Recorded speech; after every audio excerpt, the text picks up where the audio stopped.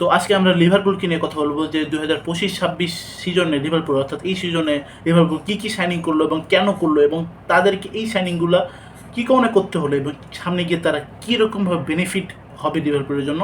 তো চলেন শুরু করা যাক। তো সর্বপ্রথম যদি আমি আসি জেরেমি ফ্রিম্পংয়ের কাছে, যে জেরেমি ফ্রিম্পংকে লিভারপুল বায়ার লিভারকুসেন থেকে 29.5 মিলিয়ন ইউরো দিয়ে সাইনিং করছে। জেরেমি ফ্রিম্পংয়ের যদি আমি কথা বলি, তো জেরেমি ফ্রিম্পংয়ের রাইট উইং ব্যাক, এবং আপনারা জানেন যে লিভারপুল থেকে বর্তমান বিশ্বে one of the best right wing back চলে গেছে, সেটা হচ্ছে টিনেন্ট আলেকজান্ডার-আর্নল্ড।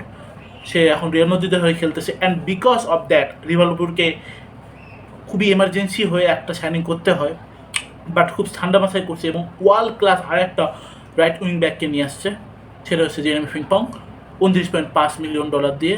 এবং আমার মনে হয় যে স্লটের আন্ডারে এটা খুব ভালো একটা সাইনিং এবং ডিসিশন হবে, এবং এই যে সাইনিংটা করলো এটা অনেক বেশি বেনিফিট দিবে লিভারপুলকে সামনে গিয়ে। তো আমরা যদি 2 নম্বরে আছি, 2 নম্বরে আছে আর্মিন পেসি, একটা গোলকিপার, এবং তাকে পুস্কাস একাডেমি থেকে লিভারপুল সাইনিং করছে 1.5 মিলিয়ন ইউরোতে। এবং আমার মনে হয় যে তাকে যেহেতু সে অনেক ইয়াং এবং তাকে হয়তো আলিশান বেকারের মতো ও অনেক এক্সপিরিয়েন্স গোলকিপার আছে, তাকে হয়তো শুরু থেকে শুরু করাবে, অর্থাৎ ধরেন যে যেটা লিগ ম্যাচ বাদে, অর্থাৎ হোম ম্যাচ যেগুলো EFL কাপ অথবা FA কাপ, এগুলোতে গোলকিপার করতে পারে, অথবা তাকে এখন সেভাবে প্রস্তুত করাতে পারে যে আলিশনের পরবর্তী সময় কে থাকবে তাকে নিয়ে। এবং আমার মনে হয় এটা একটা ভালো সাইনিং। তো 3 নম্বর প্লেয়ারের কাছে আসি, সেটা আমরা সবাই জানি, ফাবিয়ান উইস। তো আমার মনে হয় না যে ফাবিয়ান উইসকে নিয়ে কারো কোনো প্রশ্ন আসে, because he is one of the best attacking midfielder in the world right now.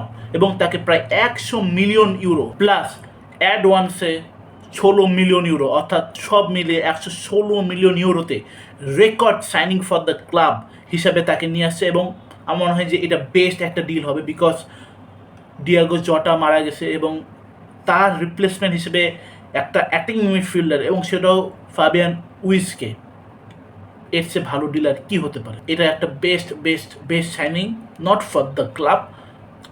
I think যদি এটা সাকসেসফুল হয় তা one of the best signing in the football history, এবং এখন পর্যন্ত এই সামারের মনে হয় এর চেয়ে ভালো সাইনিং আমি দেখিনি।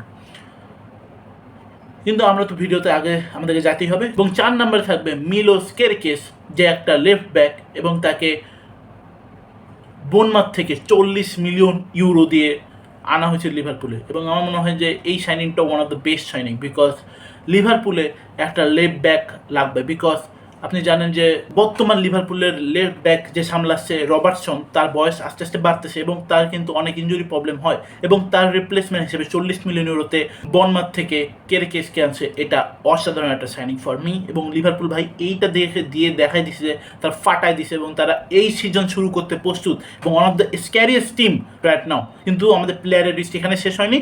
5 নম্বরে থাকবে জর্জি মামারদাশভিলি, যে একটা গোলকিপার, যাকে ভ্যালেন্সিয়া থেকে 25 মিলিয়ন ইউরো প্লাস অ্যাডভান্স মিলে 29 মিলিয়ন ইউরোতে নিয়ে আসা হয়েছে। এবং ভাই অ্যালিসনের রিপ্লেসমেন্ট হিসেবে সে অনেক ভালো কাজ করতে পারবে, কারণ আমরা দেখছি এর আগে অ্যালিসন বেকার, যদিও অ্যালিসন বেকার তাদের ফার্স্ট চয়েস গোলকিপার থাকবে, বাট সে মাঝে মাঝে ইঞ্জুরিতে পড়ে এবং রেড কার্ড খায়ও উঠে যেতে পারে, বা বিভিন্ন কারণে খেলা নাও খেলতে পারে, তখন তার রিপ্লেসমেন্ট হিসেবে ফার্স্ট গোলকিপার চয়েস থাকবে। 6 নম্বরে আমি যে প্লেয়ারের কথা বলবো, তাকে আমার মনে হয় না যে লিভারপুলের সাইন করা প্রয়োজন ছিল। তিনি হলেন ফ্রেডি উইডম্যান, বিকজ ফ্রেডি উইডম্যান একজন গোলকিপার, এবং যেহেতু এতগুলো গোলকিপার আগে আছে, তাকে সাইনিং করা কি প্রয়োজন ছিল এটা আমরা জানি না, বাট তিনি কিন্তু টাকা দিয়ে আসেন, তিনি ফ্রি ট্রান্সফার থেকে আসছেন ওয়েস্টার্ন নর্থ থেকে, সেহেতু জানি না এতগুলো গোলকিপারের দরকার ছিল কিনা, বাট যদি ফ্রি আসে তো ভাই সমস্যা কি। এই ছিল প্লেয়ারের লিস্ট, এবং বর্তমান পর্যন্ত লিভারপুলের মোট ট্রান্সফার উইন্ডোতে খরচ হয়েছে 187 মিলিয়ন ইউরো থেকে 196 মিলিয়ন ইউরো, এবং 250 মিলিয়ন ইউরো এই অঙ্কটা ছাড়িয়ে যাবে যদি হুগো একিটিকে সাইনিং করে লিভারপুল। বাট এখন পর্যন্ত লিভারপুলের সাইনিং এখন পর্যন্তই আসে, অ্যান্ড ইনকাম তাদের তারা বিভিন্ন প্লেয়ার সেল করছে আপনারা জানেন, এবং সেখান থেকে ইনকাম আসছে প্রায় 54.56 মিলিয়ন ডলার, এবং নেট খরচ সব মাইনাস প্লাস করে 130 মিলিয়ন ডলার আসছে। আবারও বলি, হুগো একিটিকে এখনও লিভারপুল সাইনিং করেনি। এই ভিডিওটা দেখা পর্যন্ত আপনারা সাইনিং হয়েও যেতে পারে, বাট এখন পর্যন্ত সাইনিং করেনি, সেহেতু তাদের নেট খরচ এই ট্রান্সফার উইন্ডোতে 230 মিলিয়ন ইউরো।